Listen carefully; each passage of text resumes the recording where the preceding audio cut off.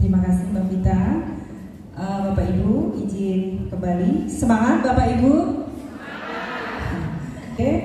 Beliau adalah Kepala Bidang Bina Pemdes. Beliau adalah sebagai Kepala Bidang Bina Pemdes di Kabupaten Banyumas. Beliau bekerja di Dinsos Permasdes, Bapak. Mungkin sebagian sudah mengenal, tapi nanti Bapak perkenalan lagi nih Pak, karena ada teman-teman kami dari Dinkes yang belum mengenal.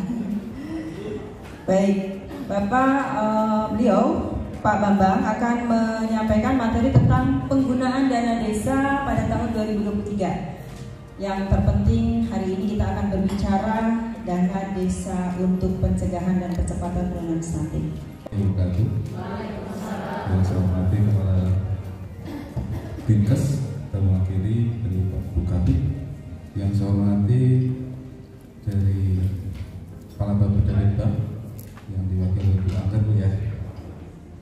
Yang saya hormati teman-teman dari Dinas Kesehatan juga, yang dari Puskesmas ya, yang hadir pada saat ini, teman-teman dari Pak TA, Pak Korkap ya, yang saya hormati, terus dari teman Kasih Permas ya, Kasih Permas, kecamatan dan pendamping desa. Terus yang saya hormati perwakilan dari koordinator KPM, Kader Pembangunan Masyarakat Desa. Terus dari unsur-unsur lainnya yang mungkin tidak bisa saya sebutkan persatu. Kebingungan dari teman-teman desa berkaitan dengan Perpres 72 tahun 2021 tentang percepatan penurunan stunting ya. Tapi nanti kita akan bahas ruang lingkupnya ya. Tapi kami di sini punya materi untuk bagaimana kader pembangunan manusia di level desa itu bisa berkegiatan. Dana desa digunakan untuk apa saja sih ya, sehingga nanti dari teman-teman kesehatan itu bisa mengintervensi anggaran terutama untuk sinergisitas penggunaan dana desa untuk konvergensi penurunan angka stunting. Sebelumnya perkenalkan diri, nama saya Bambang Junaidi SIP. Saya menjadi Kepala Bidang Bina Pemerintahan Desa Februari tahun 2022, jadi masih baru. Saya lahir di Medan 10 Juni 1981. Jadi 2016 saya pindah ke Banyumas dan kebetulan dari awal masuk ke Banyumas menangani desa. Awal kesulitan tetapi lama-lama menikmati terkait dengan desa. Sebenarnya materi ini lebih pantas disampaikan oleh orang Kemendes karena KPM ini sebenarnya itu ada buku sakunya, ada buku saku 1 sampai 4. Jadi ada pola pembentukannya, unsurnya sampai dengan kegiatannya. Kalau saya di sini hanya berkaitan dengan anggaran, berkaitan dengan stunting untuk leading sektor kami, terutama untuk dana desa itu sudah dari dulu dilaksanakan, mulai dari dana desa ini diluncurkan. Tapi intervensinya itu berupa yang pertama adalah PKTD ya.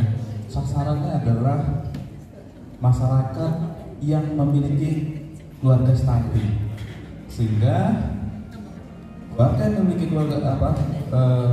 anggota keluarga stunting itu bisa masuk dalam program PKTD. Terus selanjutnya juga dengan pemberian makanan tambahan dan selanjutnya.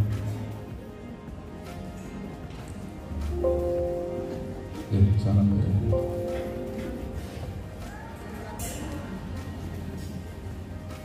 Ya. Jadi sebelumnya saya hanya mereview aja ini tentang juga dari materi di Kemenkes juga. Jadi kadar pembangunan masyarakat ya, manusia itu disingkat kerennya itu di teman-teman pendamping itu adalah human ya development workers atau HDW EHDW ya. Teman-teman pendamping punya aplikasi namanya EHDW. Di sini tuh apa?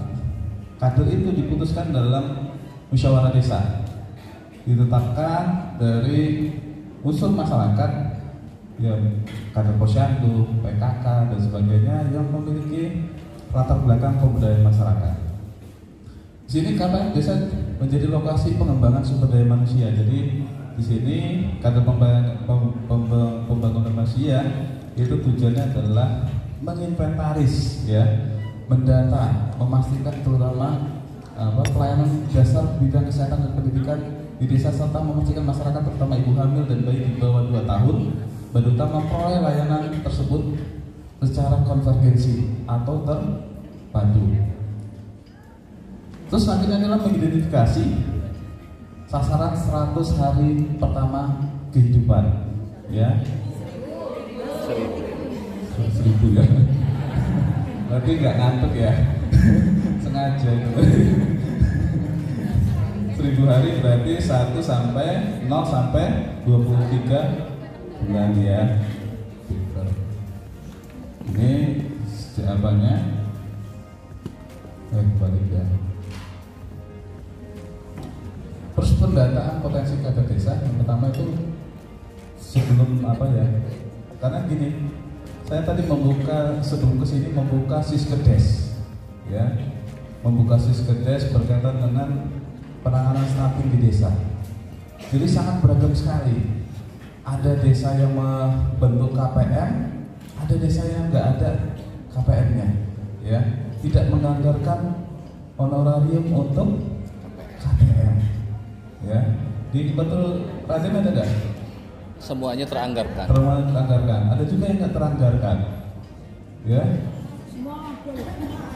Nggak ada juga yang dia nggak maksudnya ke gabung dengan KPMP juga, ya. Jadi tidak teranggarkan di kegiatan untuk honorarium. Ada yang 50.000, ada yang 250, ada 550, ada yang 500, ada yang 600.000. Ya, ada yang 600.000 saya lihat. Jadi nanti kita lihat standarnya berapa sih per bulan? 250. Ya? 250. Nanti kita lihat ya.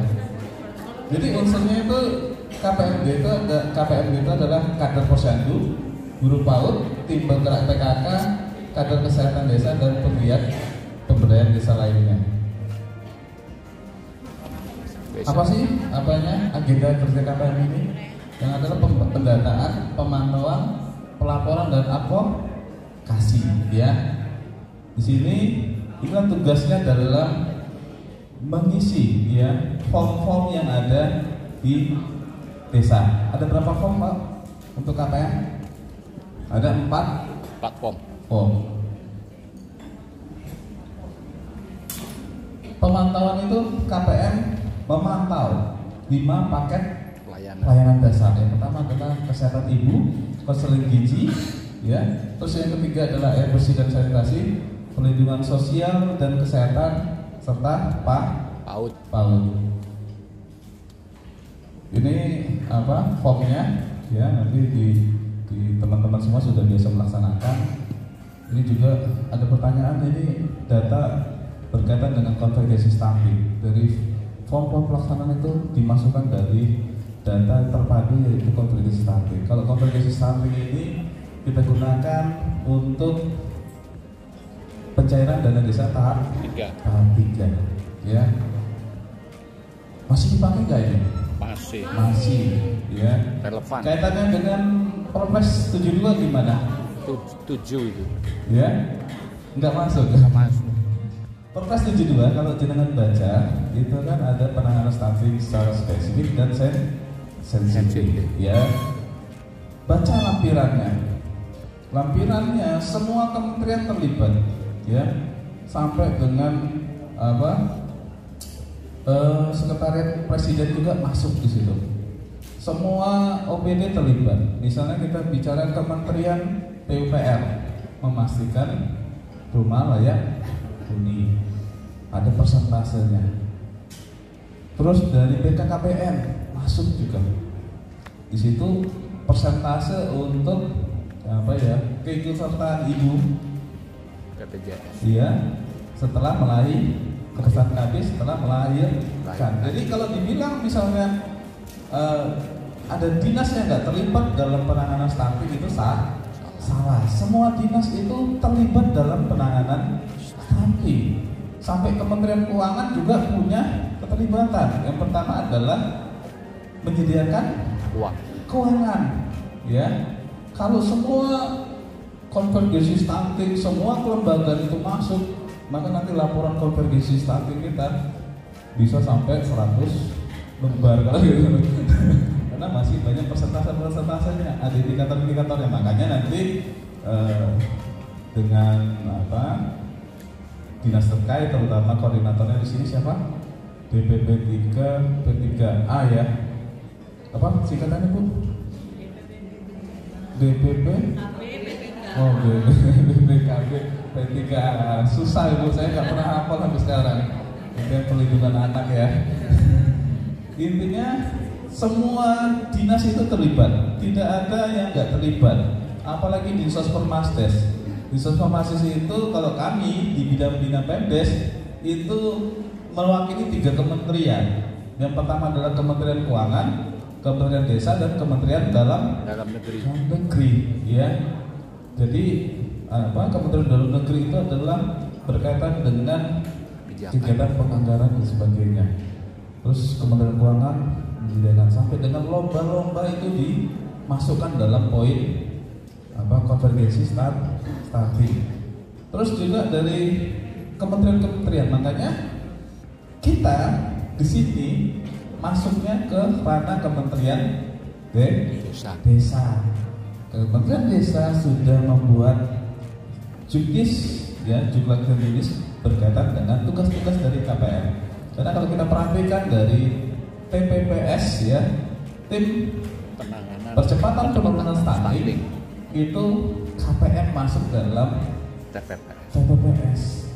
Jadi rumah besar dari penanganan stunting itu adalah TPPS yang ada di desa untuk mengakomodir program-program yang masuk ke desa ya. Contohnya kalau Kementerian PUPR yang menangani di desa adalah berkaitan dengan rumah ya, sanitasi dan sebagainya, terkait dengan pemukiman. Baru untuk Kementerian Kesehatan berkaitan dengan kegiatan penanganan terutama ibu hamil ya, terus kegiatan posyandu, konseling gizi yang dilaksanakan oleh Puskesmas, sehingga program itu terintegrasi. Yang menjadi masalah adalah pusat ini terlalu cepat menerapkan aturan, ya, tidak dibarengi dengan juknis, ya. Sama kayak kemarin juga Mbak Dina pulang dari Magelang, Mbak ya. Diminta sosialisasi berkaitan dengan posyandu primer. Prima ya? Prima. Ternyata dari pusat belum membuat aturan, tapi kita susah suruh sosialisasi, ya. Nah itulah kelemahannya. Harusnya ada juknisnya dulu, ya. Tapi nggak apa-apa. Yang penting gini, yang namanya kita berbuat, gak usah menunggu menunggu. Kalau misalnya kita lihat ada angka stunting, misalnya kalau di Sospermasdes itu ada, kita mendampingi di desa-desa di kecamatan, 4 desa di kecamatan Kebasen, kita mengintervensinya dengan memberikan telur, susu, sampai kemarin ada toran untuk pemurnian air bersih, sehingga nanti setidaknya dari dinas itu sudah melangkah, ya, melangkah, dan nanti oleh SKPD lain itu bisa diikuti. Tapi utamanya adalah sebenarnya kita harus mengetahui kenapa sih, ya, stunting itu terjadi pada keluarga. Karena banyak faktor di situ. Ada faktor sensitif dan spesifik, ya. Kalau spesifik itu berkaitan dengan stuntingnya, penyebab stunting. Kalau sensitifnya berkaitan dengan yang tidak berhubungan langsung dengan terjadinya stunting. Makanya kayak misalnya di dalam Perpres 72 sasarannya kan ada 5, ya, mulai dari remaja, calon pengantin, ibu hamil, berduka, ya, ibu menyusui ya. Terus yang ketiga adalah yang kelima adalah apa? Ibu nifas.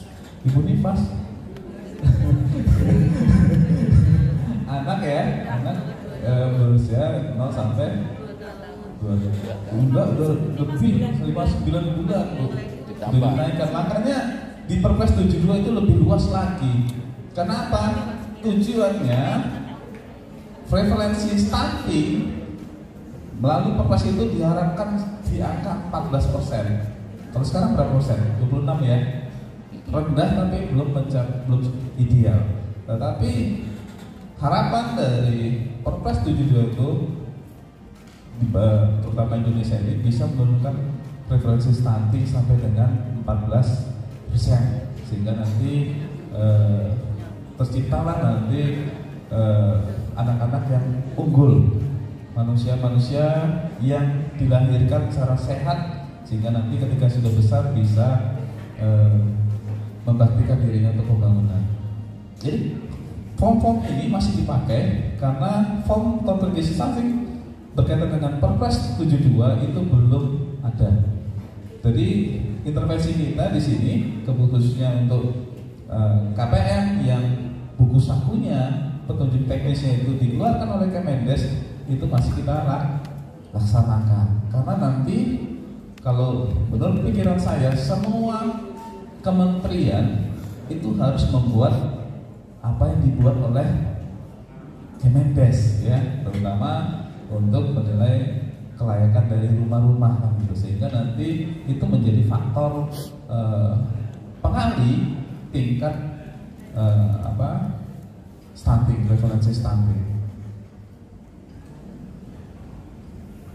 Nah, di dalam pengaturan dana desa, ya, ditutup.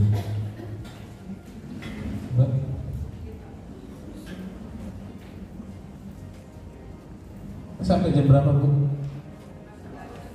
Tanggal 11 ya. 5 menit.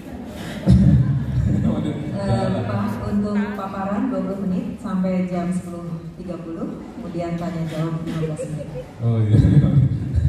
Ya udahlah, ini singkat. Sebenarnya kemarin ada teman dari pendamping bilang gini, alah kalau cuma menggunakan dana desa sambil tiduran juga bisa gitu loh. Orang gampang banget ya tinggal baca ya Mbak Dina ya. Artinya apa? Sebenarnya ini materi yang sudah disosialisasikan. Yang bingung itu pasti 3%.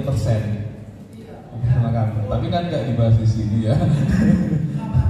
Kapan-kapan. Nanti kita undang untuk rakor, ya, kasih pemerintah. Nah, dia kapan maunya? Di sini Kementerian Desa diamanatkan di pasal ini 21 PP 22 yang merupakan perubahan dari PP 60 tentang dana desa yang bersumber dari APBN. Itu Menteri Desa, Daerah Pembangunan Daerah Tertinggal dan Transmigrasi menetapkan prioritas penggunaan dana desa yang setiap tahun dibuat, ya, sehingga jangan sampai nanti ada banyak aturan tapi nggak dibaca, ya. Dan kemarin ada bicara honor, ribut masalah honor. KPM. Iya. KPM, terus honor SK yang dibentuk tim yang dibentuk melalui SK Kades. Jadi ada yang pertama ketua 25.000, wakil ketua sekretaris itu 20.000, anggota 15.000. Pada protes semua. Padahal itu dari Perbub kabupaten yang terdahulu, ya, yang terdahulu kami pindahkan khusus untuk desa. Ketika kami terapkan ternyata protes. Loh, ini kan kami nggak berubah apa-apa, hanya memindahkan. Berarti di Perbub kabupaten tidak pernah tiba, masih dipisah baru ketahuan. Dan sekarang kami sudah menaikkannya, ya, untuk ketua 50.000, 45.000 dan anggota 40.000. Mudah-mudahan nanti bisa disesuaikan anggarannya. Yang penting ada uang ya. Yang penting ada uang ya. Iya. Terus ini prinsip penggunaan desa kemanusiaan, keseimbangan alam, kebijakan strategis nasional berbasis kewenangan desa, keadilan sesuai dengan kondisi objektif masyarakat dan kebinekaan. Nah ini yang bicara kemanusiaan. Jadi gini, kadang-kadang saya pernah sosialisasi berkaitan dengan penggunaan dana desa untuk bencana. Yang namanya bencana tetap kewenangan desa. Tetapi demi kemanusiaan, misalnya gini, ada jalan kabupatennya longsor, mau menimpa rumah warga. Karena kedaruratan, maka dibuatlah upaya kedaruratan sehingga bisa diintervensi melalui kegiatan desa dan tidak menimpa rumah warga. Sifatnya kedaruratan, jangan diplesetkan. Ternyata untuk bencana tidak mengenal kewenangan desa. Salah. Lihat urgensitasnya. Kalau misalnya menyangkut kemanusiaan, baru kita bicara. Ini kadang-kadang ada satu bangunan, oh ini darurat, bangunan itu jauh dari rumah penduduk. Kata Mas Bambang, yang namanya bencana boleh dilaksanakan. Itu yang kelirunya di situ. Jadi kadang-kadang menelan mentah-mentah berkaitan dengan penanganan bencana. Kan asasnya keadilan. Prinsipnya adalah utamanya kemanusiaan. Jangan sampai nanti sudah punya dana desa, tapi dana desa tidak bisa digunakan untuk masyarakat. Percuma pemerintah pusat memberikan anggaran, tetapi anggarannya tidak bisa digunakan untuk menangani permasalahan di masyarakat. Sehingga penggunaan dana desa itu utamanya itu kemanusiaan, ya. Jangan sampai nanti kita mengabaikan kemanusiaan. Oh itu jalan kabupaten longsor, zona baik, kewenangan kabupaten. Padahal dibiarkan sekian hari, maka bisa menimbulkan korban jiwa. Itu yang harus kita tangani. Caranya apa? Dengan membuat benteng karung pasir untuk sifatnya sementara, ya. Nanti yang membangun jalannya tetap kabupaten. Prioritas dana desa ada 3, sama kayak tahun lalu. Pemulihan ekonomi nasional berdasarkan kewenangan, terus prioritas nasional berdasarkan kewenangan, dan mitigasi bencana alam, bencana sosial. Jadi di sini masih tetap, bahkan ada di lampiran Permendes yang masih copy paste dari Permendes yang sebelumnya. Jadi tidak boleh Presiden desa tidak boleh membangun balai desa dan keagamaan, rumah ibadah. Tapi boleh nggak bangun rumah ibadah desanya? Boleh nggak bangun masjid? Boleh, tapi jangan pakai dana desa. Ini terus untuk penggunaan desa untuk program prioritas nasional, ini dia pencegahan dan penurunan stunting di desa. Inilah yang digunakan kegiatannya oleh KPM. Tapi masih banyak kegiatan-kegiatan yang sifatnya untuk pencegahan stunting juga, penanganan stunting, ya. Contohnya apa? Contohnya penguatan ketahanan pangan nabati dan hewani melalui apa? Instruksi Presiden nomor 4 ya. Ya nomor 4 ya Pak ya. Nomor 4. Tanam Di sapi. situ diminta untuk kita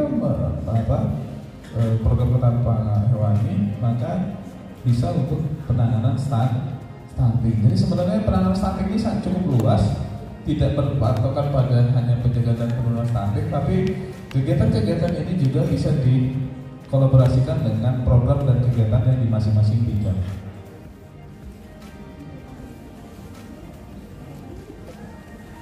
Ini prioritas nasionalnya tetap melalui musyawarah desa penetapannya. Intinya semua kegiatan di perkesedaran desa ini harus dimusyawarahkan. Selanjutnya masuk dalam LKPDS desa, ya, melalui prioritas penggunaan desa itu melalui hasil pendataan SDGs yang mungkin tahun depan nanti kita mendata ulang perbaikan, terus melibatkan partisipasi masyarakat, ya, dan dipublikasikan juga. Dan inilah apa tujuan dari penggunaan dana desa. Yang pertama adalah meningkatkan sumber daya manusia. Yang kedua adalah menyediakan kebutuhan dasar masyarakat. Terus yang ketiga adalah pengembangan potensi ekonomi. yang ketiga apa? Pengembangan potensi. Iya. Mengentaskan kemiskinan. Tapi tidak lepas dari kewenangan, ya. Makanya kemarin itu dari teman-teman PLKB diminta untuk menganggarkan berkaitan dengan tim TPS, ya, atau TPK juga, ya. Kadang-kadang 2 tim. Kalau kami basisnya adalah basis kegiatan sebenarnya. Jadi basis kegiatan itu adalah sama dengan apa? Kemarin dari BPPD minta dihonori untuk apa namanya? Untuk apa? Apa Mbak Dina? Dari apa kemarin dari BPPD? Timnya yang dibentuk kemarin? Dari BPPD kemarin lupa namanya. Intinya bukan berarti ketika tim itu dibentuk langsung dihonori, tapi kita bicara kerja dulu baru honor. Ini kan kadang-kadang kebalik, Mas, honornya terlalu kecil banget. Saya bingung, ini kerjanya belum tapi udah ditanya honor gitu. Ya gitu Ibu, ya. Artinya yuk kita rumuskan program kerja dulu, kerjanya itu seperti apa, baru kita bicara honor. Nanti kerjanya cuma sebulan, honornya 12 bulan, itu jadi masalah. Kenapa? Kadang-kadang satu orang punya banyak SK.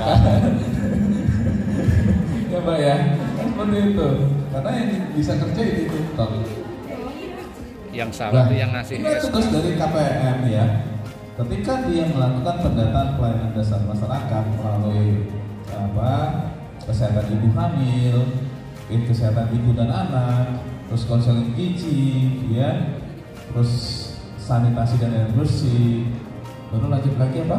PAUD, dan satu lagi jaminan sosial dan kesehatan, ya, itu harus dimasukkan dalam musyawarah desa, ya.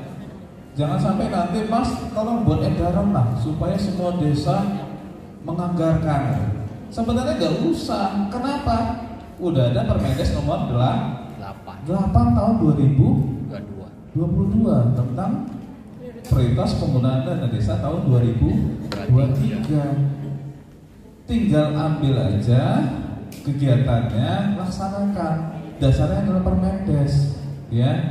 Kenapa kita tidak membuat edaran? Karena semua desa itu masing-masing punya karakteristiknya, ya. Misalnya desa di Sukaraja kan karakteristik kota, sanitasinya udah baik, ya. Tinggal nanti berkaitan dengan kegiatan posyandunya, ya, untuk pengukuran, pemberian makan dan sebagainya. Dibedakan misalnya desa yang ada di Kebasen, ternyata dilihat masih ada permasalahan air bersih, ya, dari tebing yang untuk pengambilan air itu tidak disaring, jadi airnya masih kuning, dan itu yang perlu diintervensi karena air bersih itu merupakan program pelayanan dan dasar dari kegiatan pencegahan dan penanganan stunting. Ya, dari sini musyawarah itu dipimpin oleh BPD, tapi usulannya itu berdasarkan dari masyarakat. Jadi nanti kader, terutama KPMD, KPM, ya, terus unsur masyarakat lainnya itu BPD, terus dari RT RW, dari Posyandu, dari Karang Taruna, itu mengusulkan anggarannya dalam musyawarah desa. Forum tertinggi dari musyawarah desa, forum tertinggi dari di desa adalah musyawarah desa, sehingga keputusannya ada di sini, ya, karena desa itu sudah pemerintahan sendiri, ya. Dana desa berasal dari APBN yang diatur oleh Kementerian Desa. Makanya kemarin kami membuat pergub dilarang oleh bagian hukum, Mas, itu kewenangan pusat, tidak boleh diatur oleh bupati. Kalau ingin melaksanakan kegiatan, tinggal pilih. Ini ada Permendesnya, tinggal diambil kegiatannya yang menjadi prioritas.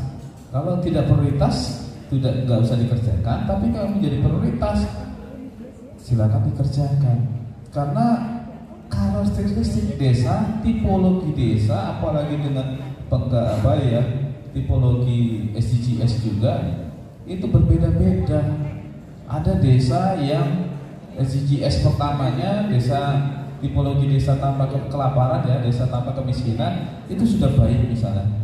Tinggal dia menjalankan program tipologi desa lainnya, sehingga nanti program-program itu berbeda. Begitu juga dengan penanganan stunting, ya, apalagi di Perpres 72 itu ada misalnya pola asuh aja masih, ya, bisa menyebabkan stunting. Misalnya Mas Iman anaknya istrinya PNS, ya, istrinya PNS, beliau pendamping desa, nggak ada di rumah. Tapi ketika anaknya di rumah, yang ngasuh adalah rewangnya. Ketika anaknya nggak mau makan, rewangnya bisa apa, Pak? Paling diem, ya, bisa menyebabkan stunting. Makanya edukasi dan sebagainya itu bagian dari upaya pencegahan stunting. Stunting tidak bicara tentang makanan, stunting tidak bicara hanya tentang sanitasi, stunting juga tidak bicara tentang hanya kesehatan, tapi stunting itu luas cakupannya. Makanya dalam Perpres 72 ini, acuan dari Perpres 72 ini yang dilaksanakan 2022 sampai 2024 itu akan menjadikan acuan dari 2025 sampai dengan 2030. Iya, 40, ya. Itu acuannya, ya. Sebenarnya tahun ini adalah tahun uji coba supaya nanti lagi dari upaya integrasi yang terpadu ini bisa nggak penanganan stunting itu dilaksanakan. Ketika itu efektif, maka akan terus dilanjutkan dengan melibatkan berbagai macam OPD. Ini publikasinya, ini penggunaannya, ya. Jadi ini ada di lampiran Permendes nomor 8 tahun 2022 tentang prioritas penggunaan dana desa tahun 2023. Yang pertama adalah pelatihan kesehatan ibu dan anak, ya. Jadi di sini, ya, dengan melibatkan kader posyandu, kader kesehatan desa juga, puskesmas, sampai dengan stakeholder yang berkaitan dengan kesehatan, ini bisa membuat pelatihan kesehatan ibu dan anak, ya. Ini bicaranya masih bicara ranah Kemendes, kita tidak bicara Perpres 72, karena Perpres 72 itu luas banget. Kalau kita mau bedah, itu masing-masing OPD, masing-masing kementerian harus membuat juknis masing-masing, nggak bisa satu-satu. Yang pertama adalah pelatihan kesehatan ibu dan anak. Di sini banyak saya lihat sudah melakukan kegiatan, ya, sosialisasi, ya, terutama untuk bagaimana nanti memberikan ASI, ya, eksklusif kepada bayi sehingga nanti bayinya tidak kekurangan gizi. Karena susu yang paling baik adalah susu ibu lah, ya. Terus yang kedua adalah penyuluhan dan konseling gizi, air susu ibu eksklusif, dan makanan pendamping air susu ibu. Ya, makanan pendamping air susu ibu. Ya, tapi setelah usia inilah ya, yang layak ya, jangan nanti mau udah dikasih bubur, itu kan nggak boleh. Artinya harus diberi konseling kepada ibu. Jangan dulu dikasih makan. Kadang-kadang kan ibu-ibu ini anaknya nangis tuh ya, lapar, sudah 1 hari sudah dikasih bubur ya. Saya pernah lihat itu. Madu. Oh, sehat kok. Masih madu. Perlu dikonseling. Terus pemberian makanan tambahan yang beragam, bergizi, seimbang, dan aman, berbasis potensi sumber daya lokal bagi anak usia di bawah 5 tahun. Ini sudah dilakukan di desa dengan pemberian makanan tambahan kepada ya PAUD lah ya, di bawah itu kalau nggak. Terus juga untuk anak yang usia 2 tahun juga ke bawah itu sudah diberikan susu dan sebagainya bantuannya. Terus keempat adalah pengadaan tikar pertumbuhan, alat ukur tinggi badan untuk bayi sebagai media deteksi dini stunting. Nah, kemarin itu ada desa, ada anggota dewan yang minta dianggarkan untuk alat-alat posyandu, ya. Padahal di dana desa bisa. Kemarin diminta melalui Mbak Dina, kan Mbak Dina punya DPA penyediaan sarana prasarana posyandu, pinjam pakai, nggak repot, barangnya kecil dipinjam pakai kan hilang Mbak Dina yang dicari-cari.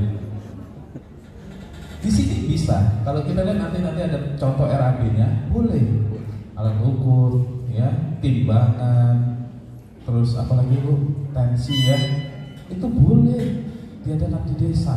Berapa sih harganya? Murah kan Mas? Murah. Gak mahal banget. Gak usah mengharapkan BQDes lah. Di desa juga melalui dana desa bisa dianggarkan. Terus penyediaan air bersih dan sanitasi. Kemarin juga kita di Kebasen diminta kita buat sumur bor. Pak, di desa juga bisa buat sumur bor.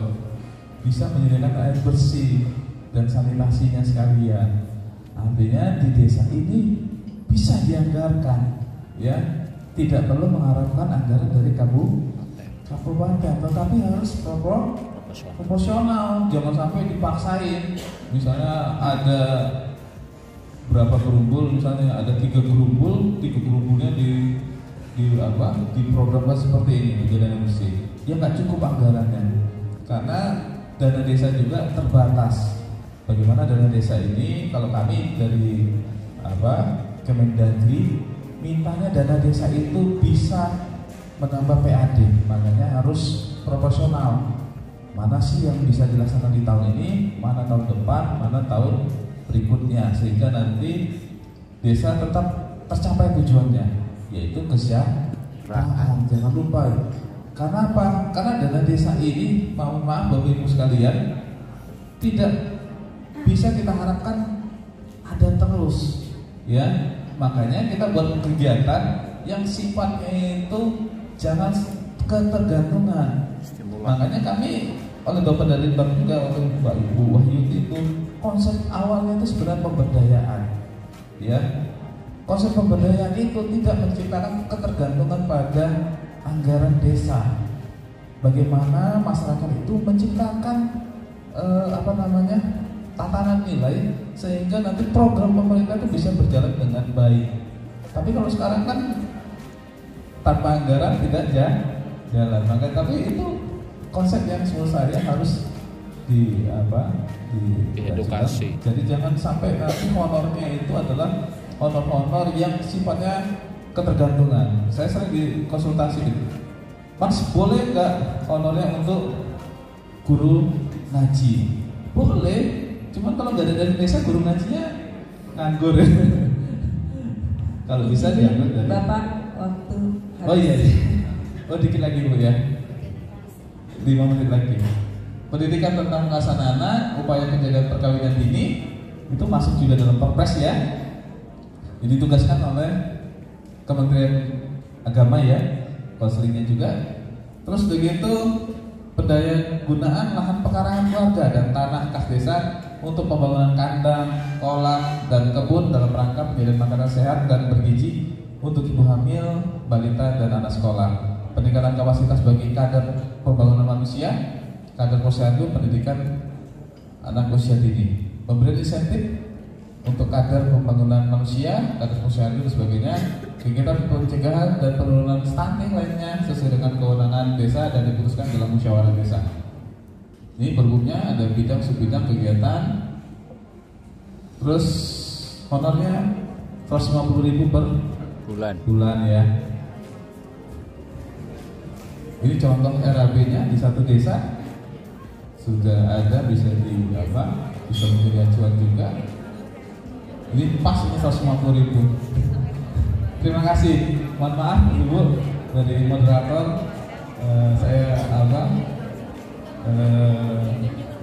melewati bar satu. Mungkin kita bisa lanjutkan dengan tanya jawab. Karena masih ada 3 pemateri, Ibu dan Bapak, monggo apabila ada yang ingin ditanyakan disampaikan. Sesinya hanya 1 sesi, 2 atau 3 pertanyaan. 1, 2. Ada dari Puskesmas dulu mungkin, kayaknya ini dari iya KPM semua ya. Oh ya, izin. Itu katanya bisa di kafe Bu. Kalau dari ini ya Pak ya. Berarti mohon izin Bapak belakang, 1 Ibu ngapunten dari belakang dari Bu Lili. Biar perwakilan dari Puskesmas. Izin Bunda dulu. Pak, lady first boleh? Terima kasih. Assalamualaikum warahmatullahi wabarakatuh. Nama saya Ibu Supriyati, kader koordinator KPM dari Kecamatan Wangon. Yang ingin saya tanyakan sehubungan dengan adanya dana desa untuk honor KPM. Apakah untuk honor itu khusus, kalau di RAB itu bunyinya untuk insentif honor KPM, terus di dalamnya itu khusus untuk KPM atau tergabung dengan kegiatan Bapak? Karena yang terjadi di desa kami tanyakan dengan melihat anggaran yang ada, saya minta ternyata dari kasih pelayanannya ini bukan khusus untuk insentif KPM, akan tetapi dengan kegiatan yang ada. Sebenarnya gimana, mohon penjelasannya. Terima kasih. Wassalamualaikum warahmatullahi wabarakatuh. Honorarium, katanya kerja dulu baru honor Bu. Udah pasti kerja itu. Teringat Pak Bambang bilangnya kerja dulu Bu Heni, yang penting honornya nanti. Iya. Ya, semangat. Kerja dulu, kayak Mas Iman dulu itu kan kerja dulu dia baru dapat. Monggo Bapak. Kalau tadi dari Pak Teguh ya, lengkapnya itu tadi, Mas saya nanti izin loh. Ini pendamping desa, pendamping lokal desa mau gajian. Artinya mereka kerja dulu baru gajian ya Pak ya, buat laporan harian ya. Jadi seperti itu. Jadi gini Bu, basis output dari desa adalah kegiatan, ya. Di dalam kegiatan itu ada honor, ada pemberian seragam, monggo. Tapi dia honorarium itu melekat di dalam kegiatan. Jadi kelihatan kegiatan ya, pemberian makan tambahan, penyuluhan dan sebagainya, pendataan, baru nanti ada honor KPM. Jadi kelihatan kegiatan, jangan berdiri sendiri. Kalau berdiri sendiri, misalnya kita bicara outputnya aja lah ya. Kalau outputnya misalnya kita bicara tentang RDS ya, misalnya ya, rumah desa sehat misalnya. Peselenggaranya kegiatan atau musyawarah desa, musyawarah untuk kegiatan yang difasilitasi dalam perumahan desa. Artinya outcome-nya adalah langkah untuk pencegahan stunting itu loh. Tapi kalau misalnya honor dibayar ke 12 bulan, bingung bu outputnya, terbayarkan. Outcome-nya apa? Kan nggak bisa. Karena nanti dalam aplikasi OSPAR ya, yang kita laporkan setiap tahun itu ada namanya outputnya. Jadi penggunaan uang itu nanti kelihatan outputnya apa sih, nanti tinggal kita pilih. Makanya kenapa honor-honor itu masuk dalam kegiatan, supaya nanti outputnya bisa terukur. Jadi honornya itu di situ. Dan KPM ini kan minimal 1 ya. Tapi rata-rata desa 1 atau berapa? Banyak ya. Tapi ini Bu, prinsipnya honor ini adalah sifatnya apa ya? Kalau kita lihatnya kebutuhan dan kemampuan keuangan desa. Artinya kemarin juga diputuskan sempat 250.000 Mas ya. Tapi terlalu banyak pendataan, Bu. Sama dengan apa? Admin untuk SID, honor untuk pendataan DTKS, honor untuk pendataan SDGs. Terlalu banyak honor yang sehingga kita juga menghitung ulang. Nanti tahun depan kalau misalnya apa dirasa tidak layak, kita naikkan lagi, tidak ada masalah. Artinya kita yang penting kerjakan dulu, karena menurut saya gini, yang namanya kader itu kan adalah pengabdi masyarakat. Ya, ibu-ibu sebenarnya sudah iya. Honor itu kan, mohon maaf ya, menunjang kegiatan saja. Tapi prinsipnya banyak pun uang, tinggi pun honor, tapi kalau masyarakatnya nggak maju percuma. Tapi kalau honornya kecil, masyarakat maju, ada kepuasan batin itu. Ya, kepuasan batin, alhamdulillah kerja saya sukses gitu loh. Ya, uang itu nggak bisa dinilai gitu. Banyak kurang, sedikit cukup. Banyak Bu, anggota dewan itu gajinya 150 juta, masih korupsi. Ya, artinya nggak ada kata cukup. Ya, misalnya kayak Mas Iman dulu gajinya 1 juta cukup, sekarang gajinya berapa ya? Udah nggak cukup lagi. Karena apa? Meningkat kebutuhannya. Dulu naik motor, sekarang pengennya mobil kan gitu. Semua kebutuhan apa? Kalau kita mengejar gaya hidup itu nggak akan cukup. Tapi yang pasti mari kita tekadkan bulatkan tekad bahwa kegiatan KPM ini adalah kegiatan yang berguna bagi masyarakat. Amal jariah bagi Bu Supriyati ya. Sehingga nanti didoakan yang baik. Kenapa? Kalau bicara uang, kita dana desa ini masih belum bisa memberdayakan khususnya untuk meningkatkan kesejahteraan masyarakat. Di beberapa desa sudah meningkat berkaitan dengan PAD dan sebagainya, tetapi beberapa desanya ini masih stagnan karena mindset dari kepala desa masih berpikir administratif. Uang digunakan untuk bangun, uang digunakan untuk PAUD dan sebagainya, yang kegiatannya belum ada untuk peningkatan ekonomi. Tapi kalau udah peningkatan ekonomi, PAD-nya gede, maka dana desa nggak ada pun itu nggak jadi masalah. Tapi untuk saat ini di khususnya ini yang lagi mengas lagi RT RW Bu, kerjanya 24 jam, insentifnya 100.000 itu yang masih maka mudah-mudahan nanti kita bisa memberi kelayakan juga.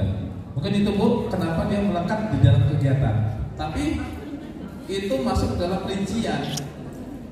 Ada misalnya ATK, makan minum, baru pemberian makanan tambahan untuk ini paket paket makanan dan sebagainya, sampai dengan perjalanan dinas, itu melekatnya di situ ya. Dia nanti outputnya jelas, karena dalam satu RAD itu ada namanya output ya Mas ya. Outputnya adalah terlaksananya kegiatan penurunan stunting seperti itu. Jadi bunyi outputnya seperti itu, sehingga nanti itu bisa menjadi laporan dana desa. Kenapa? Dan dari semua honornya masuk dalam kegiatan karena jelas nanti outputnya, tidak berdiri sendiri. Begitu Ibu? Ya. Terima kasih Pak. Kucing sama tikus nggak pernah nyatu Pak ya. Kemendagri dan Kemendes. Jadi kalau misalnya di forum biasanya saling serang. Begitu juga dengan stunting sebenarnya. Kalau kita itu terlalu banyak program yang sebenarnya sama. Contohnya gini, DTKS ada nama SIS-NG, ada nama SIS-DG, ya, sama-sama minta dianggarkan, sama-sama mendata warga miskin. Kenapa nggak dibuat satu aja gitu loh? Sama juga dengan penanganan stunting, ya. Penanganan stunting itu sebenarnya, ya, cukup dilaksanakan di satu OPD, ya. Nanti OPD itu mengkoordinasikan program yang dibutuhkan untuk misalnya kita bicara RPLH, ya. Nanti pendataan yang dilakukan satu OPD, misalnya apapun OPD-nya lah, mau BKKP BPKB P3A atau Dinkes atau apa, nanti akan merekomendasikan rumah ini menyebabkan stunting sehingga perlu dibuat. Nanti rekomendasinya masuk ke Perkim, di Perkim tinggal dianggarkan. Tapi kalau semua OPD bergerak, bingung Pak, ya, tumpang tindih, di sini mendata, di sini apa. Menurut saya cukup satu OPD, tapi OPD ini diberi kewenangan untuk merekomendasikan kegiatan-kegiatan yang nanti masuk dalam musrenbang, ya, baik itu di tingkat desa ataupun tingkat kabupaten, sehingga nanti kegiatan itu sinkron. Kalau semua mendata, ya, bingung.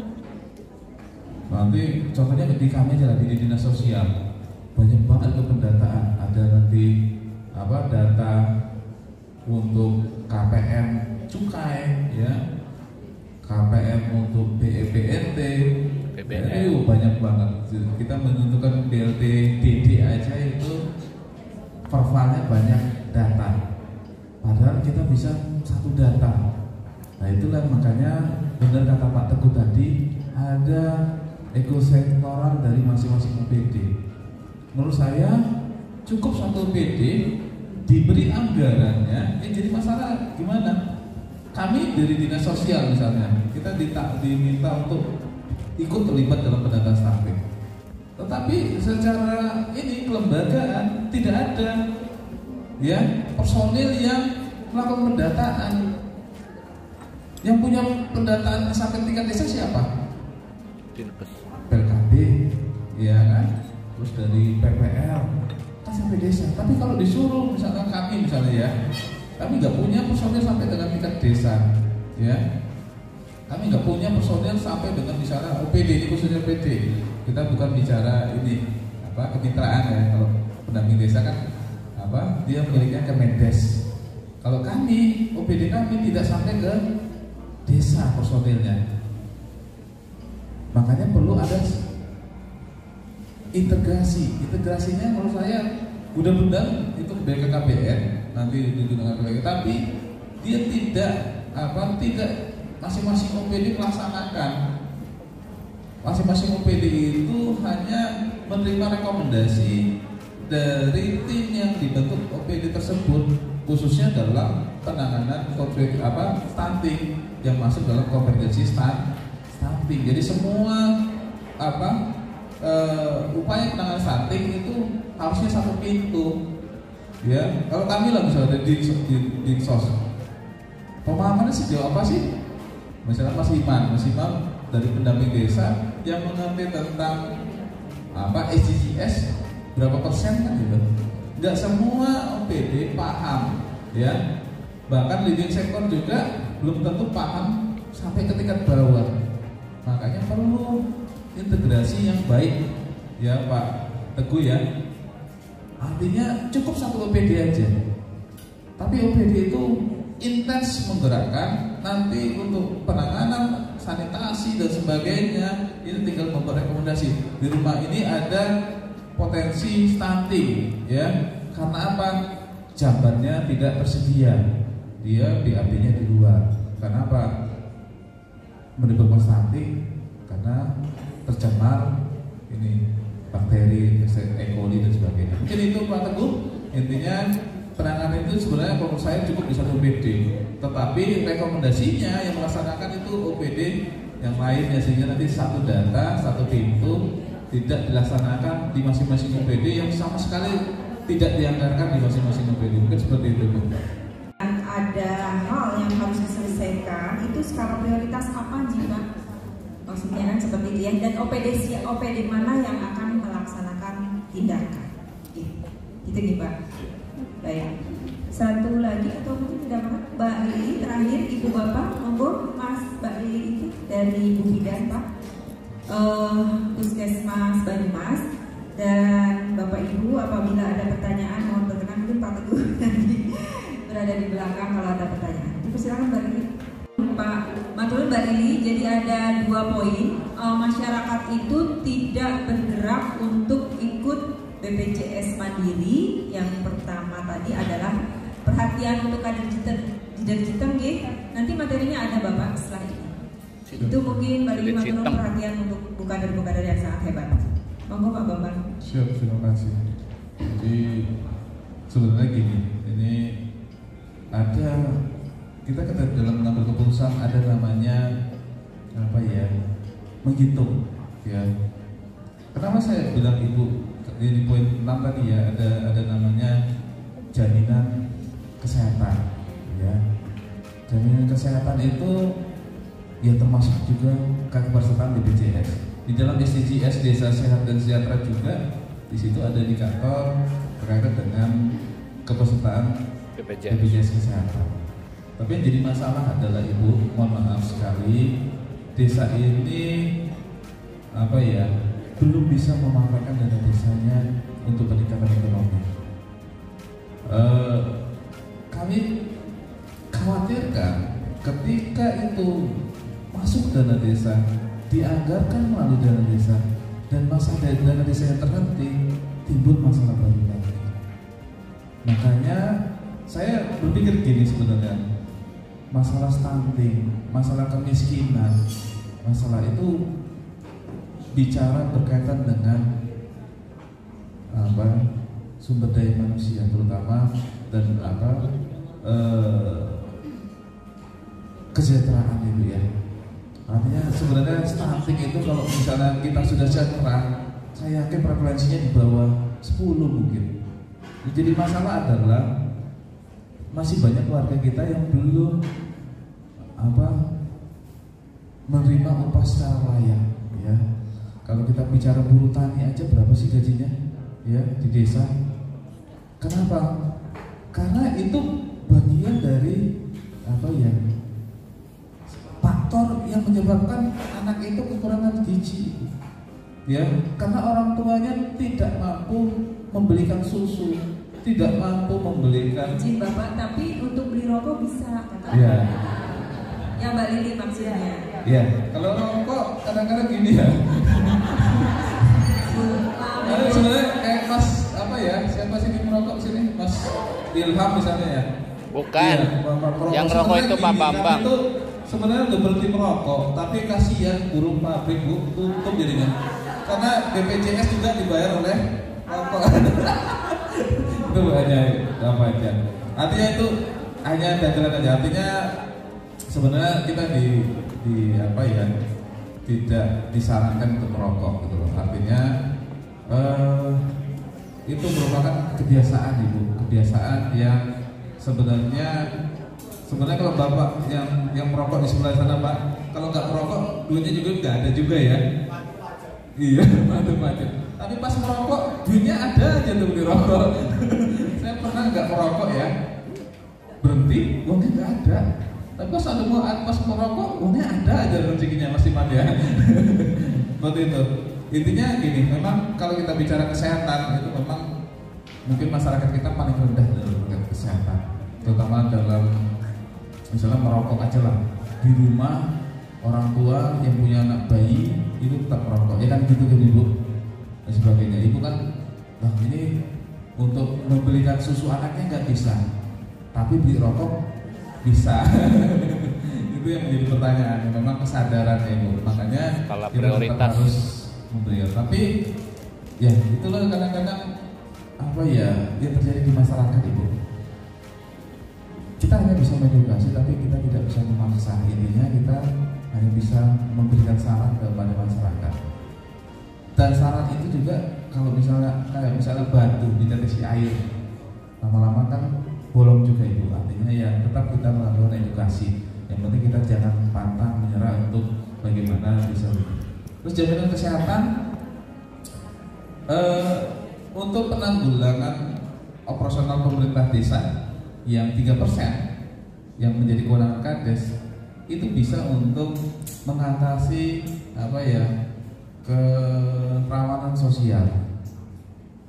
Jadi kegiatannya adalah kegiatan yang sifatnya urgent.